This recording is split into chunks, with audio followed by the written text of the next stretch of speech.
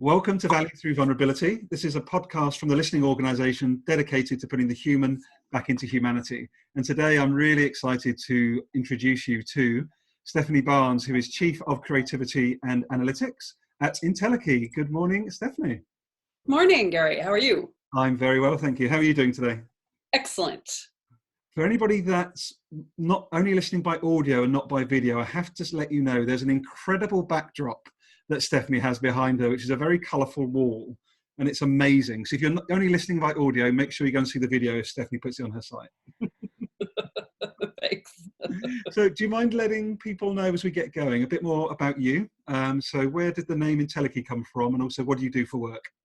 Sure. Intellikey is actually a new brand for me. I started last summer. I decided that I need to focus on creativity and innovation, which is really my focus and my passion. And I was looking for a new name, and I was looking for actually an untranslatable word.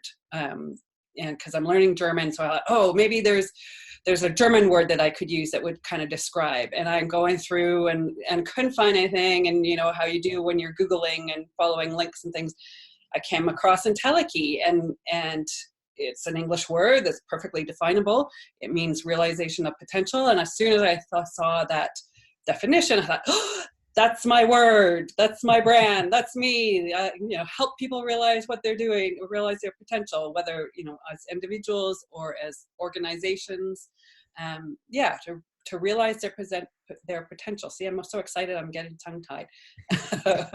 So that's what I do. I help organizations and people be more creative and innovative and relearn. I think we all start out as children, and creative. I know certainly I had my creativity as a child, and it gets educated out of us. And there's lots of people on YouTube talking about this and TED Talks and things of how education educates our creativity right out of us. So I'm working with people to relearn that and learn that's really not so scary. And we all have these nightmare stories from when we were kids about teachers, that criticized us because we couldn't draw a straight line, or we didn't draw a tree that looked like a tree, or whatever the injury was. And so we're hugely afraid of this, but there's so much that we can learn through relearning that creativity and allowing ourselves to be vulnerable again and to try and see what happens and discover that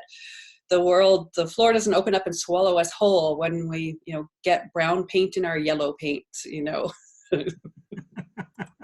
I love that. Thanks for the introduction, Stephanie. I'd like to go to a little bit, actually. So you just said you're learning German. And yes. For anyone listening to us, I believe you're based in Berlin. I am. I'm Canadian.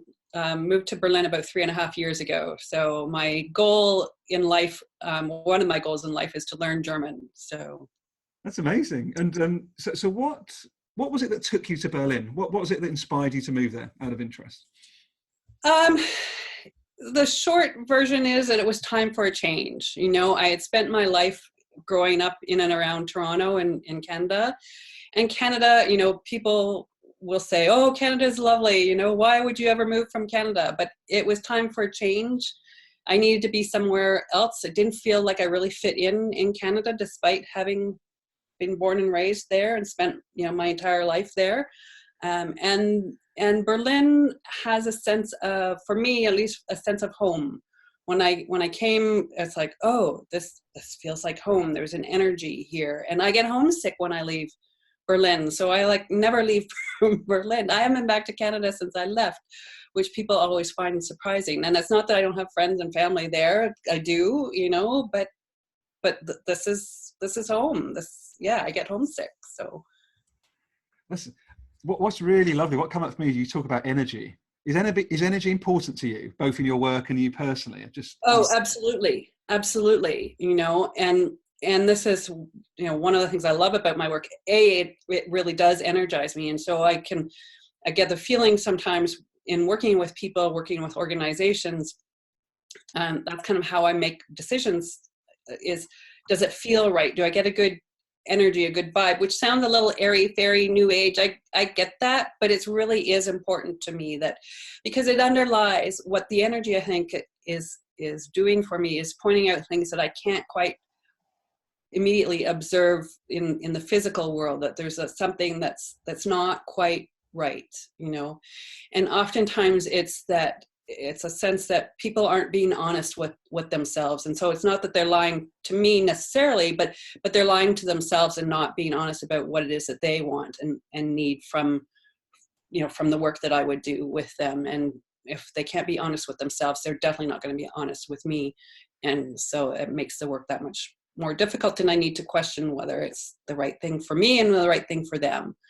So yeah, that's really powerful, and I'm sure this will be a thread as we go through. And isn't it funny how we, still in 2019, we almost have to justify talking about energy and maybe more sort of spiritual elements of our human experience, because people are just not used to it.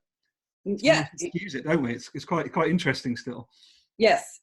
Well, and you say it's 2019, but you know, I graduated high school in 1986, which, you know, honestly doesn't seem like that long ago.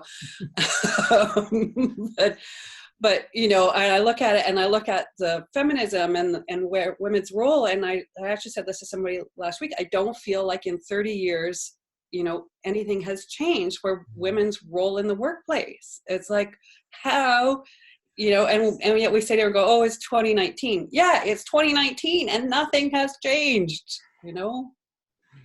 Fair challenge. No. Yeah, sorry, I don't mean to get us off on a tangent, but but I think it's super relevant because, you know, we are talking about energy. We're talking about your role in helping people be more innovative, more creative.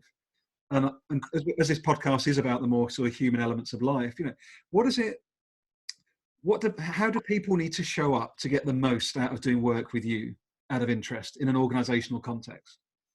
just be curious and be open, you know, trying things. The workshops I do with organizations, we're trying different things. We're doing some brainstorming around a business problem generally, or some work around, you know, some kind of a business problem, but we're using some new methods, some things to get them out of their comfort zones and stop doing the things the way that they've always done them. Because if you want something new and innovative, you got to do something new and innovative to get there. So, you know, I do a little bit of guided meditation in the workshops. I do some drawing, and if I have time, if I, you know, luxury have 2 or 3 days to do a workshop, or even a week to do a whole retreat or something, we can do some painting and do a whole lot more things, and have a lot more discussions, and just I encourage people to try things with these, you know, whether we're doing some music or poetry or painting or whatever we're doing, just try.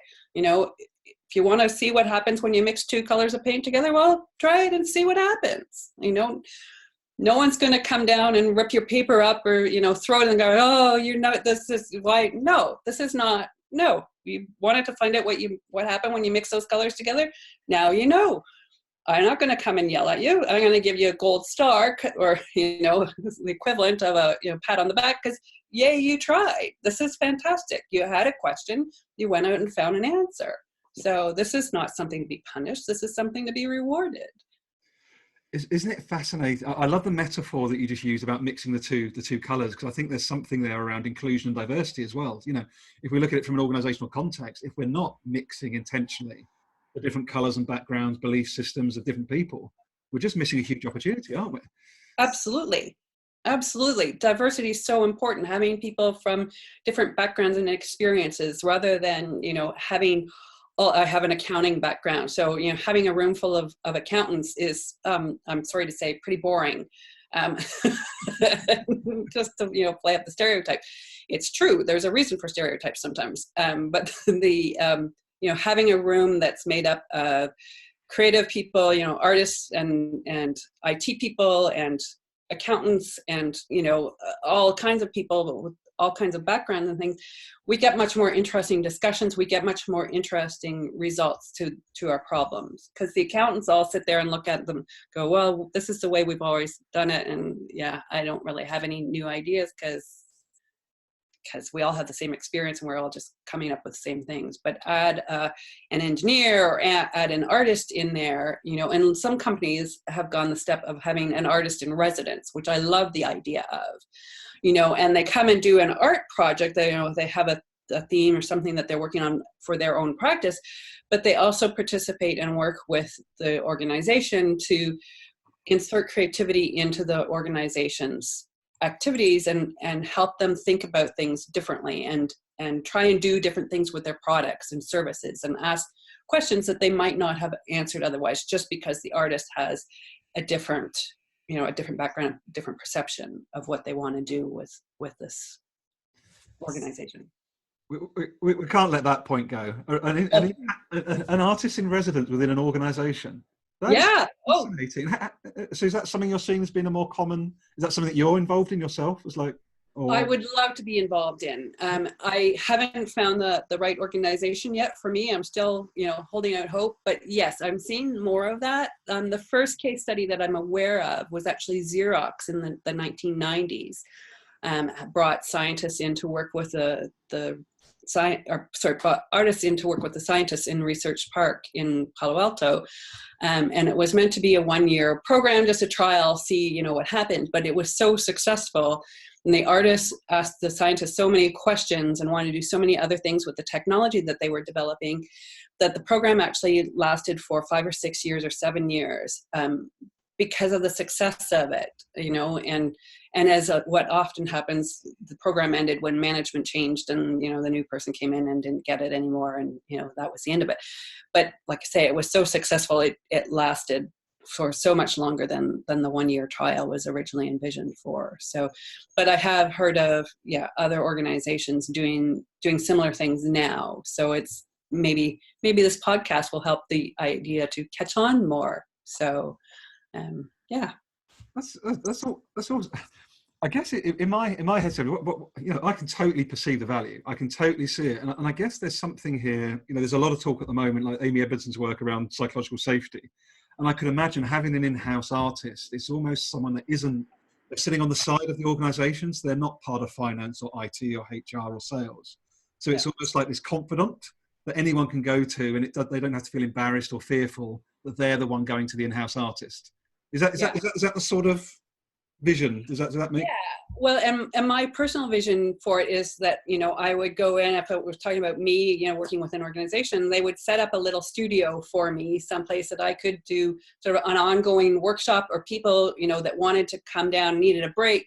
When I worked for HP a long time ago, and we had a gym in the basement, and I could go down if I had a break during my day, I could go down and work out in the gym. So I like the idea of having an art room in an organization and having someone there to, work with people on an individual basis who want to come in and just try out, the drawing materials, or try out the paint, or try out, have maybe some musical instruments, and we can do a little drumming session, or something, but have a room set aside for a creative break rather than a workout break, have a creativity break. But also, that I would be able to host workshops or meetings in that space too, and do little creative things as part of a 2-hour meeting or a 90-minute meeting, and insert some creativity into that too, and facilitate a discussion and get people out of their comfort zones and coming up with some different solutions. Oh God, my brain is just like one of your paint pots blown all over the wall at the moment, because I've just got like a million and one different. Honestly, I totally see the value in it, because I love the idea of a creative workout rather than necessarily a physical workout. And I think if you look at the mental health epidemic, more and more people feeling lonely because they're feeling cut off from work. What an amazing way to actually get people to take their downtime and have that bit of self-care. It was just 20 minutes. What can I paint? What can I come and smash a drum for 20 minutes? Or I think that's a really powerful idea, Yeah, come and, put some paint on a canvas for a little while. And then, we have some shelves on the side of the room to put the painting, aside, so you can come and work on it later, come and get it when it's dry and take it home. We can hopefully have a wall someplace that we can display people's artwork if they wanted to let us display the artwork, within the organization. I love the idea, and like I say, I do see, the odd organization doing stuff like this, and I find that very encouraging. So. Yeah, it's amazing, because the other thing that's coming up for me is actually almost around meeting management as well, because everybody knows the 1, 2, 3 hour meetings are just to die in, not die for, to die in. And I just think to have someone like yourself there to help almost bring to life the conversations. You could be on a wall and just have some A3 pieces of paper. So, okay, so what you're saying is this, and what, so people don't always hear. No, we don't listen well. We hear, Yeah. we don't listen well. So to have Yeah. someone like yourself bringing to life the conversation throughout the meeting and then reflect with you at the end of the meeting, what was actually discussed? What did it look like? Oh, that's what we said. Oh, that's what we Yeah. discussed. I Yes. can Yes. imagine it transforming meetings. Yes. Oh, yes. Absolutely. Could. Absolutely. Oh, right. Right. Sorry, I'm turning into your like biggest sales advocate now. No, it's really, really powerful. I'm going to go back, just segue back a little bit towards, because this makes me chuckle. So you've got qualifications in accountancy, and you're now helping organisations with innovation. It's a really interesting. Again, try not to be too too stereotypical. But how did Yeah. you go from finance into innovation and creativity? What was going on in that journey for you? Oh, there's a lot of things in between. So yeah, I have an undergraduate degree in accounting. I actually have an MBA in IT. Okay. Yes, and I'm painting. Yeah, it's definitely a journey. It's definitely an evolution. You know, I started out, I thought I wanted to be an accountant. I worked in finance and accounting for 5.5 years, and that didn't work out. And I went back to school and did an MBA, and I had got doing IT stuff. This is, you know, mid 90s. I got doing IT stuff in the accounting department, because that's where IT started, was in, you know, accounting. And so, yeah, I did this MBA in IT, thinking that I'll do this, you know, this, and work for HP. And when I got to HP after, you know, I was, this is 97, I was 30 years old. It's like, oh, I'm done school, and I'm, you know, and I'm not studying anymore, and I have all this free time on my hands, and what am I going to do? And it's like, everyone else has hobbies. I've spent my life studying. What am I going to do to, you know, I need a hobby. And so I started exploring, you know, when I tried mountain biking, and I tried golf, and I tried, you know, drawing and photography, and they were nice. I liked the drawing and photography because it got me out of my head. I didn't discover painting until 2011, and I fell in love with painting in 2011. I'm like, where have you been all my life? And yeah, I went out the next day and bought paints, you know, and have been painting ever since, and have had exhibitions in Toronto and here in Berlin. And yeah, and it's my passion. And what happened was, I got to figure out a way to bring this painting and stuff into my day job, into the process stuff and the IT stuff that I'm doing, the project management stuff that I'm doing, the, you know, meeting facilitation. I got to bring this creativity stuff in, because I got to make this stuff more fun. Because it is fun.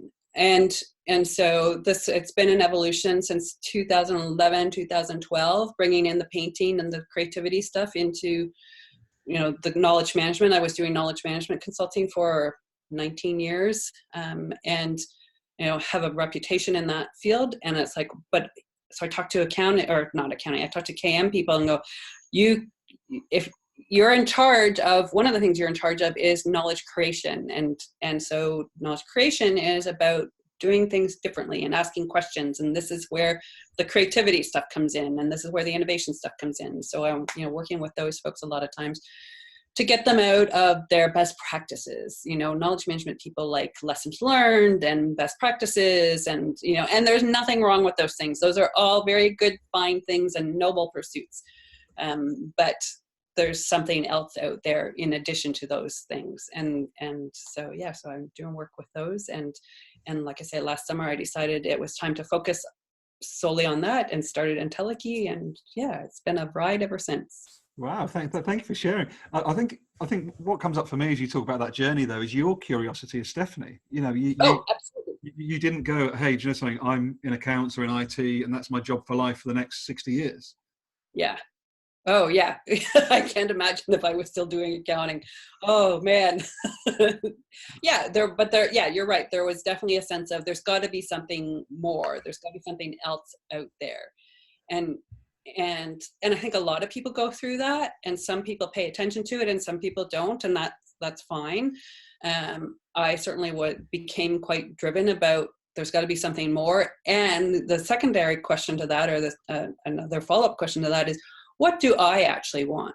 When I decided to be an accountant at 14, it was because everyone around me, all the teachers and adults in my life, were saying, you have to decide what you want to do for the rest of your life. And so I picked accounting because it seemed like the right thing at the time. And honestly, no one should allow a 14-year-old to decide to be an accountant for the rest of their life. So, or at least no one should have allowed me to decide at 14 to become so that was part of the journey too, was this question of who is Stephanie Barnes and what does she want? Ignore the world around me. They're nice and they mean well, but what do I want? And I want to have fun, and I want to paint, and I want to help people realize their potential. It's really powerful, that message, because there's something there about, so often we're sort of left in the dark, or we hide in the dark 'cause it's safer, for someone else to tell us what to do, or to continue with the status quo, or not to challenge, etc. So, to step into that light and that opportunity and that, that vision of a bigger version of yourself can be quite scary, can't it? Oh, absolutely terrifying. Absolutely, and there are times certainly that I have to take a breath and step down and go, okay, tomorrow is another day, and take a break and reevaluate and go, am I doing the right thing? I had a moment, last week, honestly, that I'm like, is this really, I had an opportunity come up, and a really interesting opportunity. I like what the organization is doing.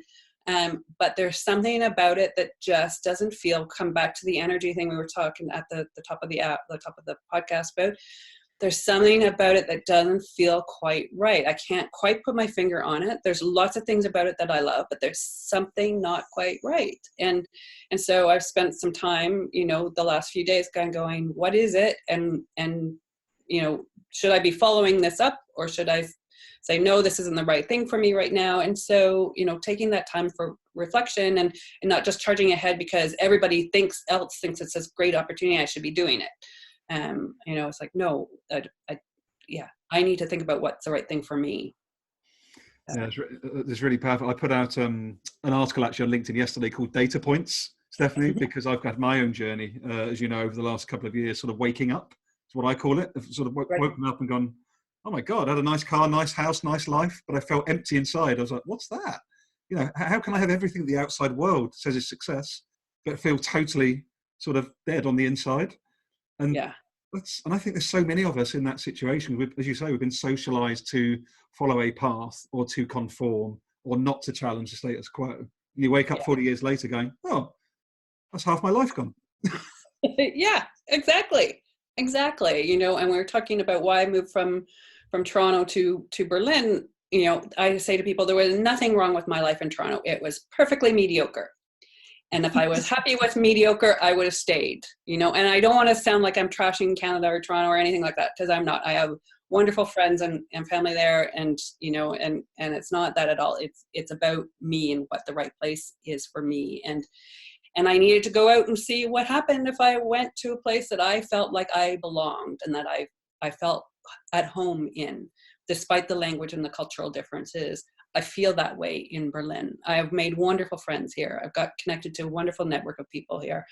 I'm much happier here. And I don't have all the trappings, like you say, the money and the, all of that stuff that I had in Toronto. It's a different level here, and that's fine. So yeah, there's the quality of life. My life here is much better. Would you mind speaking about that a little bit? What is it that makes you feel just this natural belonging in Berlin compared to where you were? Again, not that it's good or bad, just like what's the difference for you? What is that feeling for you that feels like home in Berlin? I honestly don't know where it comes from. I've talked to other people who have expressed the same feeling in Berlin or have experienced it in other places. So it's something internally. I've also met people that can't stand Berlin and can't get out of here fast enough. So it's clearly not a city that's for everyone. And the same with Canada. Certainly I know people that love and adore Canada and can't imagine living anywhere else. So I think there's something inside of each of us that, that we just, there's an energy that says, oh, you're home. And like I say, I don't really know why I have that feeling here. I've traveled to other cities and other parts of the world and not had that experience. But there's something about Berlin. I think for me, it's that no one cares here. And I'm always very cautious when I say, oh, no one cares. But no, I don't feel the sense of judgment and the fact that I'm not living I'm not married with whatever 2.4 children living in the suburbs with a white picket fence and this thing that we're sold, this dream that we're sold as children, that of the perfect life, the life you're supposed to have. I don't have any of that, and I honestly don't want it. Mm-hmm. And this was part of the journey. My dream world is living in Berlin, being an artist, working with organizations to help them be more creative and innovative, having friends around me that love and support me, and honestly living the life that I'm living, or pretty close. This needs some fine tuning a little bit, but I'm pretty close to living the dream, I have to say. So yeah, and why I couldn't do it in Toronto, I just couldn't. No, it's lovely, but what I find really powerful in what you're explaining here, though, is just that sense of self, that sense of just inside out. It just feels right for you, and that's what matters. Yeah. You're not trying to please everybody else first, which is such an important message, I think. Yeah, and like I say, I've met people here that don't like Berlin, and that's fine. And you know what? The world is big. Go and find where you feel at home.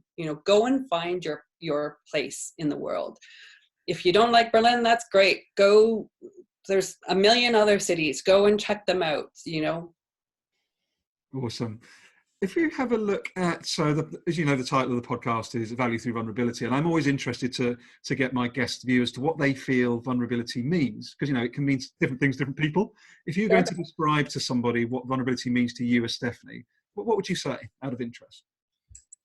Being open and honest with myself, and most importantly with other people, with the people I'm with.